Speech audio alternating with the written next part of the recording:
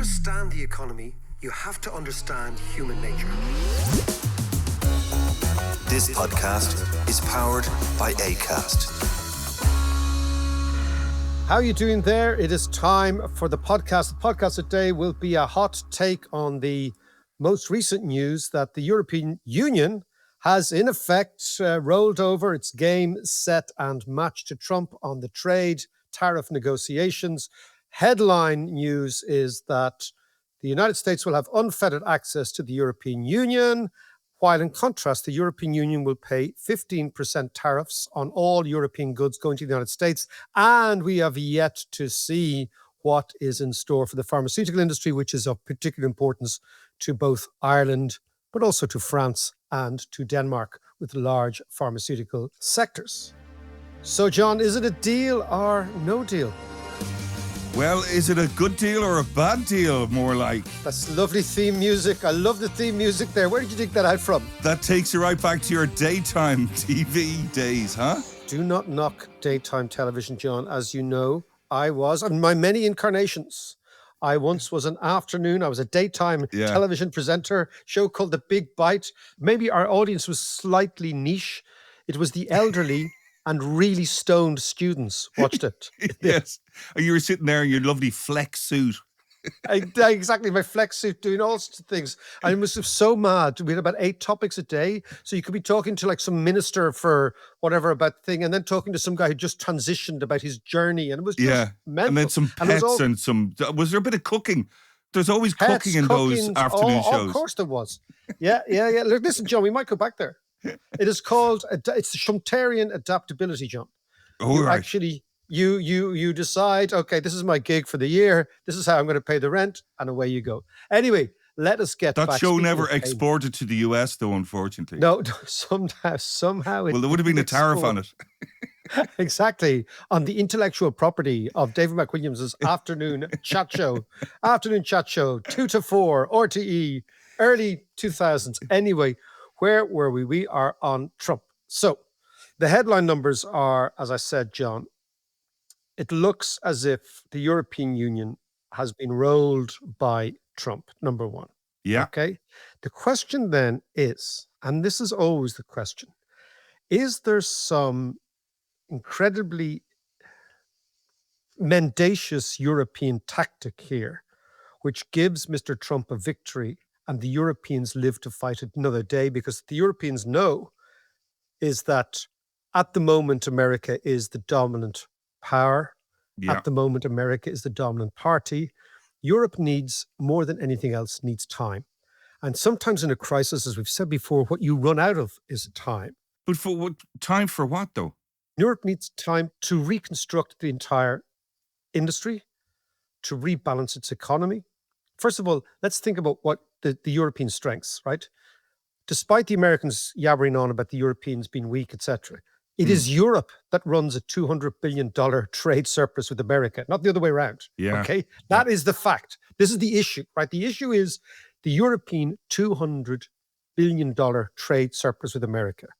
That's the first thing. So typically, the country that runs the trade surplus, or the entity, is the stronger one.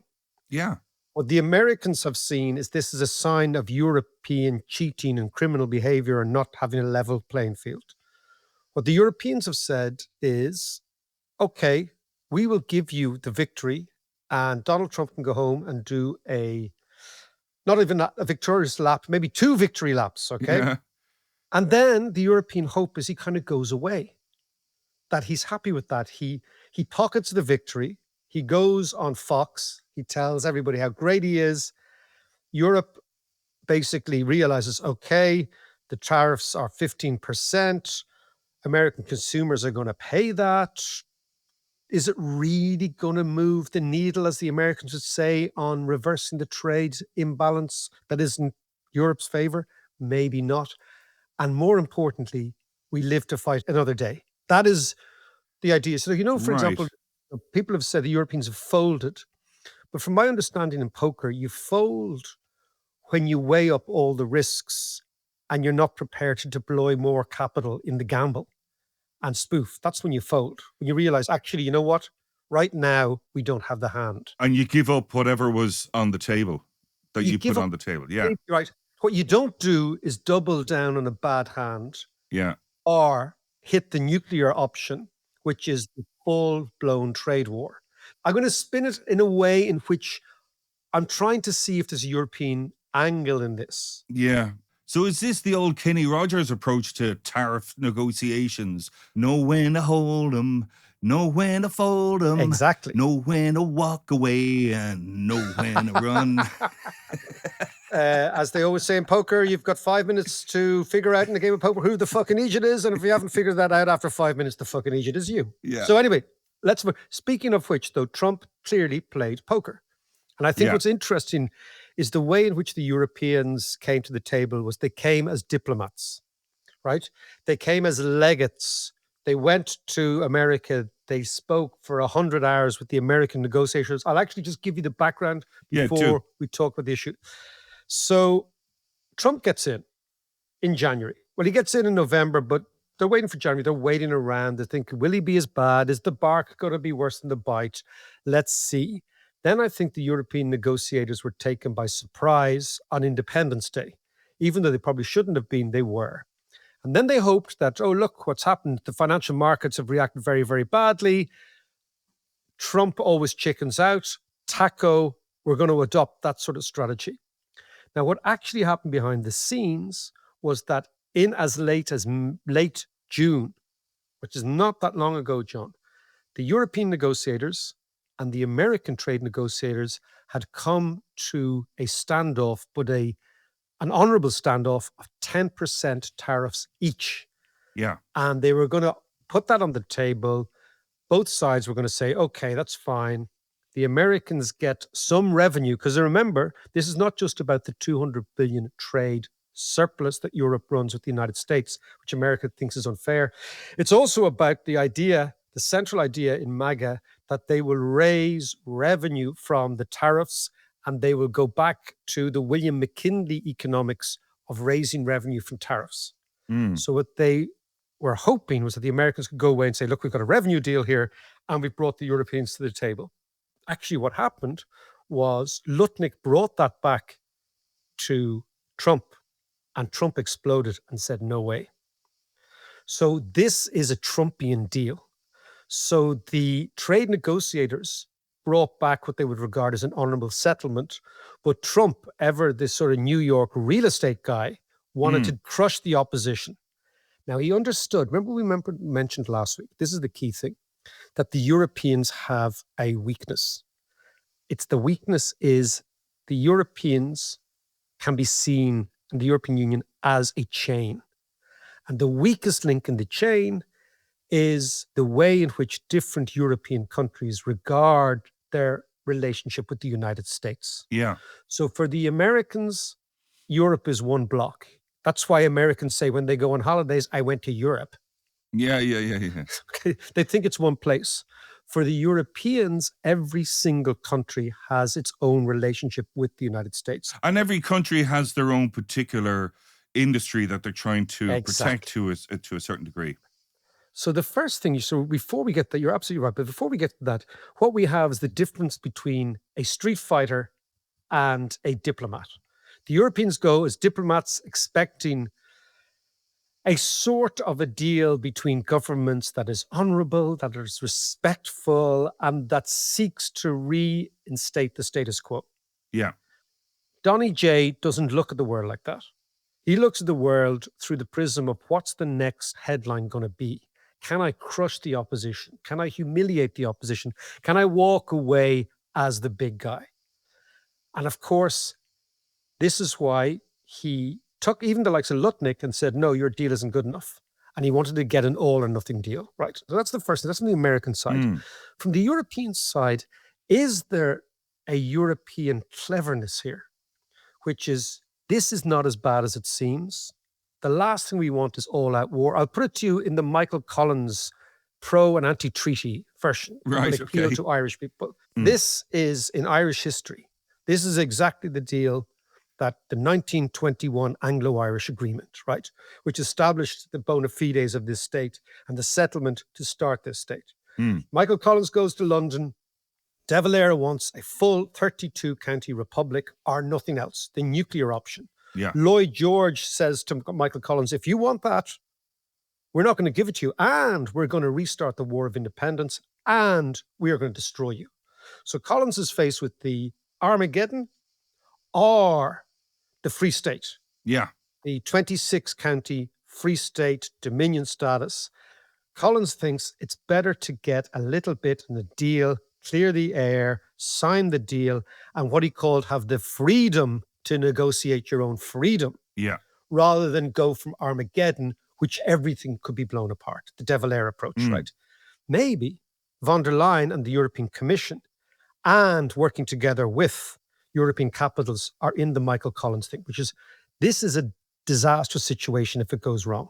But the problem was, though, that that deal sparked a civil war. Exactly. And I want to get to this as well, because the Civil War analogy also works here. So, but the idea is that, when you're negotiating with Donald Trump in a crisis, which is of his making, the decisions you take are never between good and bad. They're always between bad and worse. Yeah. Okay. So what's the worst thing? The worst thing for the European Union was to face a full-blown trade war with America. Why? Because we're winning. We are the ones with the trade surplus. Yeah. Don't tell Donny that.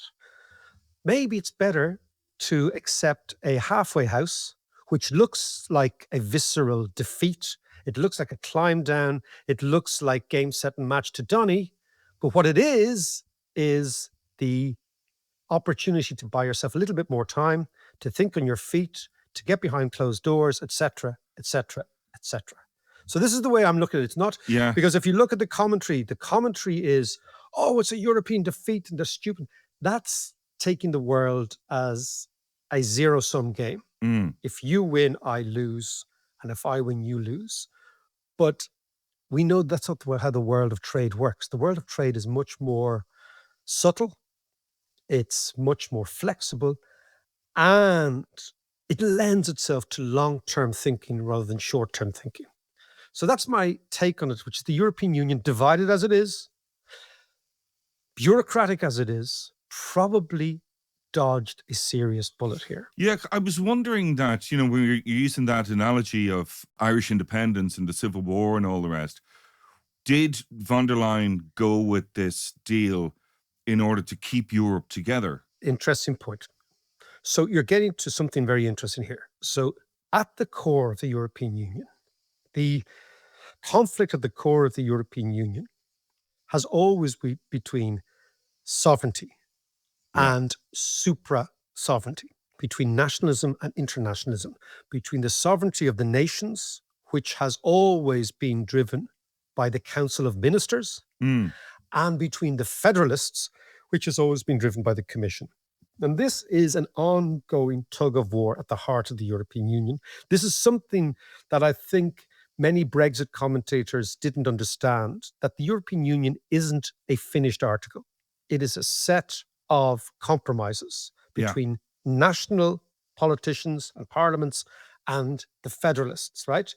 And it's always been thus, it'll ever be thus. Why? Because Europeans are at their core still nationalist. Germans are Germans, French are French, Italians are Italians. And so what we have here is von der Leyen and her commission officials realizing that they were pushing up against the extent of commission power. Now, interestingly as well, lots of people have framed this as sort of the Brexit negotiations Mark II, right? Right. That it was the same commission team, broadly representing the commission. That same commission team had screwed the British negotiators and really didn't give an inch.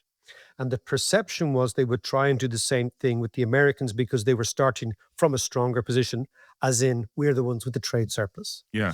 But I think what happened in Brexit, and this is very interesting, Brexit threatened the very integrity of the European Union.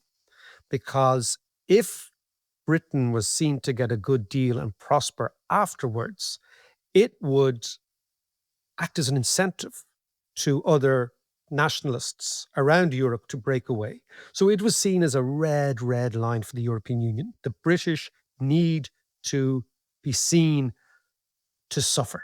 Yeah. And as a result, the European Commission went full on hardball, and all the European capitals came in behind them. So that idea, John, that you said that at the top, that every European country has a different relationship with America because they have different sectors, that didn't apply in Brexit.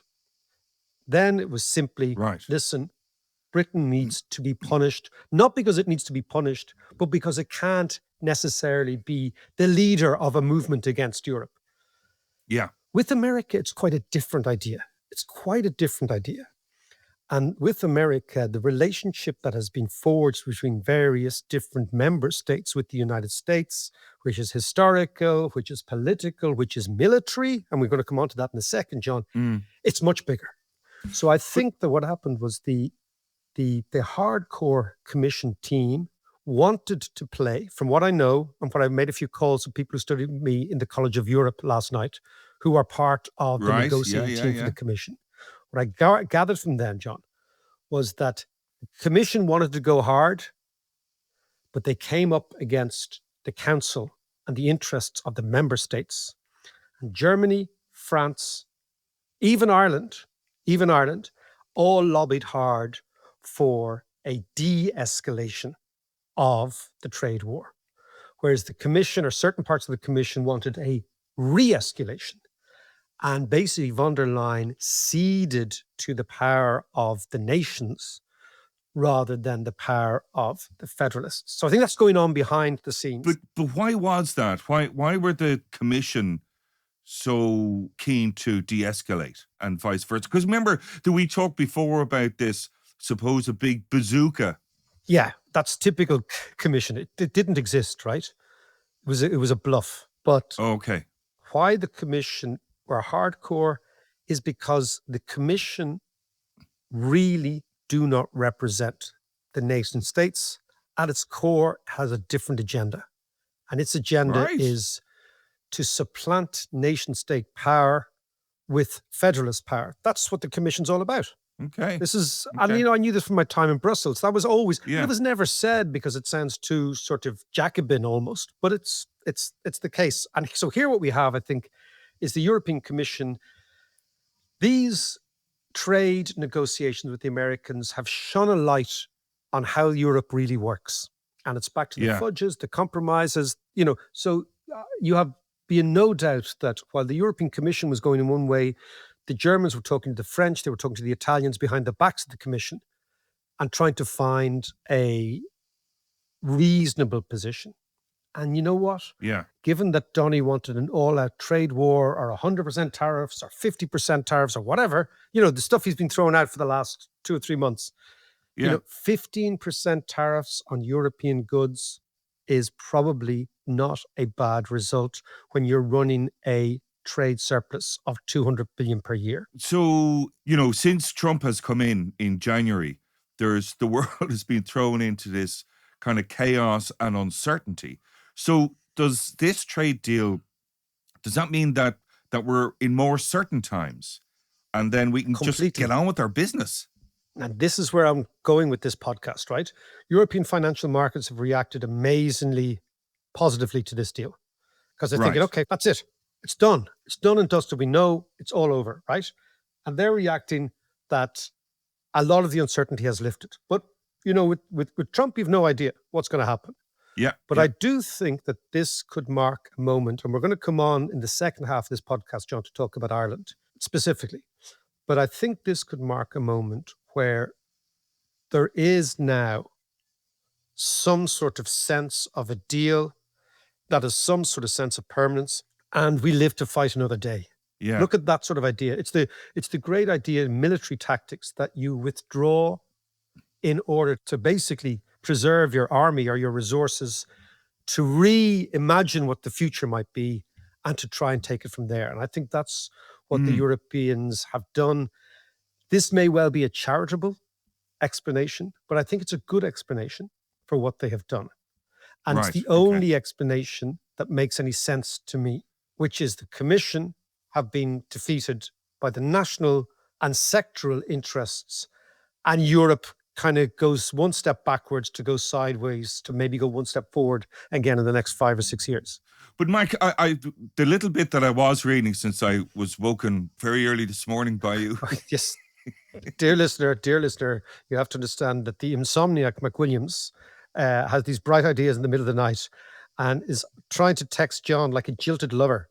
Get up, let's record this podcast. John's like, oh, fuck, man, it's Monday morning, give me a break. So anyway, I was, go for it, John. Yes, I was, just flicking through the headlines of the deal. But the two things that stand out, obviously, were energy, American energy, and American armaments. So Europe has effectively secured its energy and its military needs. So does this put Russia on the back foot? What does it mean for Russia? Very good question. So what we've noticed about Donald Trump has got an alley cat's sense of weaknesses and strengths. He understood that internally the main weakness for the European negotiators were the fact that nation states had different interests to the Commission itself. So member states had different issues. So we got Germany cars, French have booze, Irish have pharma, right? But the other huge issue, John, is that Europe needs American military hardware to fight the Russians in Ukraine. So what Trump understands is that dangling in front of the Europeans is the explicit or maybe implicit threat that the Americans will just walk away from Europe. That is a huge negotiating chip that the Americans deployed over the last 5 or 6 days. And so what the Americans have got out of this is, as you said, an energy deal, which undertakes on the part of Europe to buy more energy from the Americans. That's LPG in the main. America is, as we know, a big energy exporter, and American arms. And again, I talk about the live to fight another day. Europe probably needs American arms now at this moment because its own armament industry hasn't been rebuilt in the way it wants. So again, if I were to look at this strategically, I think what European gives away is something that it already needed, which was American guns and American energy. And that allows Donald Trump to go back with a victory to the American people, American Congress. But if you're looking at this as a medium-term play, it's not as bad as the newspapers are highlighting. And again, the reason the newspapers are highlighting is because newspapers are editorial on one side or the other. So this comes down to the role of Russia. Russia still looms large. Russia is still the enemy. Russia is still the threat. After this deal, the Europeans probably will be more in the pocket of the Americans for the short term, which is what they wanted to be, and not necessarily dependent on Mr. Putin for energy, which they never really wanted to be at all. So what I'm saying is the role of Russia is it would have been dangled in front of the European negotiators. The big threat was America pulls out. If you don't give us this deal, again, you weigh up the pros and cons of this. You're probably thinking to yourself, you know what? This isn't such a bad deal for the Europeans at all. Because remember, Europe has the financial firepower to do the deal. And if over time the Americans reduce the trade surplus that Europe has with the Americans, that's not the end of the world. They'll raise about $30 billion a year directly from this for tariffs, which is not significant in the context of what the Americans said, that they would raise $1 trillion from tariffs. They're now going to raise $30 billion, which is 3% of the trillion, which is hardly a great victory, but they're spinning like hell. So I think an interesting way to look at all this, John, in the round is the Europeans probably snatched a tiny victory from the potential jaws of defeat by giving Donny a opportunity to brag at home, but by actually protecting themselves from a trade war, number one, or from the worst Lutnick-esque or Trump-esque fantasies of not just a trade war, but crushing the Europeans, as they keep talking about. Can I ask you then, before we talk about Ireland, just very briefly, is there anything in the trade deal that prevents Europe from pursuing more trade with the likes of China? No, and that's interesting. That's a good thing then. It is a good thing because remember, in the British trade deal, the Americans made conditional that certain British firms couldn't trade with certain Chinese firms in certain sectors. Yeah. So they haven't done that. And that's something that the European Union negotiators, in fairness to them, probably not so much got away with, but actually held the line on. So that's very important. It also, as you say, as you've said, diverting European trade away from America is probably now the European major. For, again, to live the fight another day analogy, we will now divert our trade away from the United States towards China. That leads us, John, to the country that can't divert its trade away from the United States at the moment, which is Ireland. Yeah, well, absolutely. That was going to be my next question. What does it mean for Ireland? But let's take that up after the break.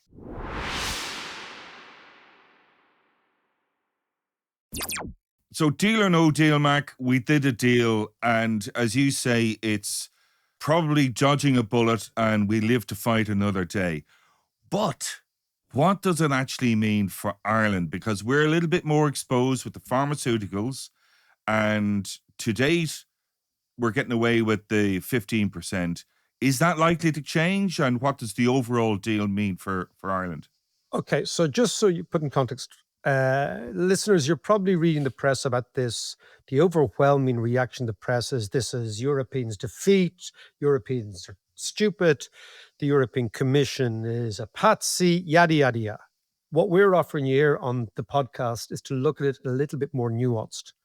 And from the perspective that trade deals are not all or nothing. They tend typically to be about what can you get for now? Do you live to fight another day?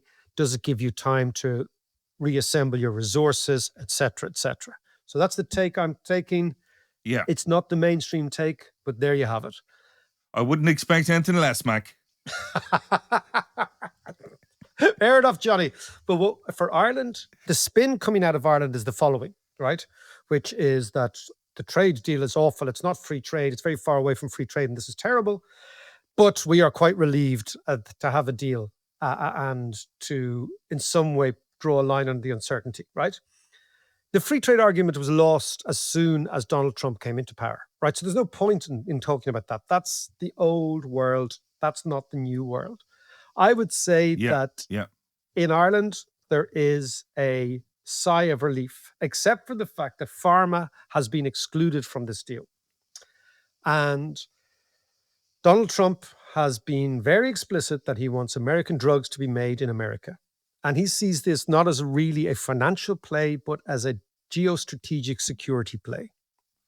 What the Americans were really terrified during the pandemic was the fact that they didn't have their own drugs to actually fix their own population. Not only that, they didn't have their own. Do you remember during the pandemic, the Americans didn't even have their own kit? They were buying the kit. Their PPE stuff. The Chinese. Yes, exactly. So that really freaked out the Americans, as it should do as a superpower. You don't really, you don't want to be dependent on other countries for drugs, etc. So I think the drug thing is geostrategic, almost defensive, as well as just financial. So they're saying we're going to come back to pharmaceuticals. I would say the pharmaceutical deal will be worse than 15%. I would say that there is going to be a migration of pharma jobs, income, and capital out of Ireland. I think that is the big hole. And I think Ireland would have been hoping for an all-encompassing deal that got everything last night or over the weekend. That didn't happen. So I think that is a significant problem for one sector, but that sector is particularly influential in Cork from the jobs perspective, which is the pharma centre of Ireland, number one. And number two, it's obviously very significant from a tax perspective. All of which, John, reinforces what we were saying in the last podcast, is we have to get our own shit together. Yeah. And have our own companies. Yeah. and not Yeah. be completely dependent on the United States. So let's watch this space. This is the one downside. The upside is all the other foreign multinationals, be they services or manufacturing, be they healthcare, health products, engineering products, tech products, etc. All of those now have a deal. And that is a huge, huge positive for Ireland, because it means that we now know that the 15% is the new dispensation. Will that Yeah. be worse than 0%? Obviously. But is it considerably better than a 50, 60, 100% that Trump was talking about? Absolutely, yes. It will also be welcomed in corporate America boardrooms as, okay, now we know the cost of doing business in Ireland. Now we know the cost of doing business with the Yes. Europeans. Let's see. Do we invest more? Do we invest less? Do we split our investment? So I would say that if this deal sticks, and if the United States is good for the signature at the end of the piece of paper, then I think what we're looking at is an end to the uncertainty in almost every sector, with the exception of pharma. And that will spur, I think, investment back into Ireland if that's what we need, although we've argued before that maybe we've too much investment and we could actually slow things down. But I think that in general, this is not a bad day for the economic model of the Republic of Ireland, which rests on not so much free trade, but at least some sort of logical, predictable trade model with the United States. And I think that's what we've got. Might change tomorrow, though. If Trump doesn't do the deal, if Trump decides that he wants to go back to the drawing board, but Yeah. what I think he'll do is he'll pocket the victory. Yeah. He will take the victory lap, and he will move on, and the Europeans will understand this as a bullet having been dodged just about, and will take the view, you know what? We have bought ourselves a little bit of time here, and a little bit of time is exactly what we wanted, and they've got it. So both sides, when the newspaper editorials have moved on and start writing about something else, both sides will feel that they didn't do too badly at all out of what could have been a total catastrophe.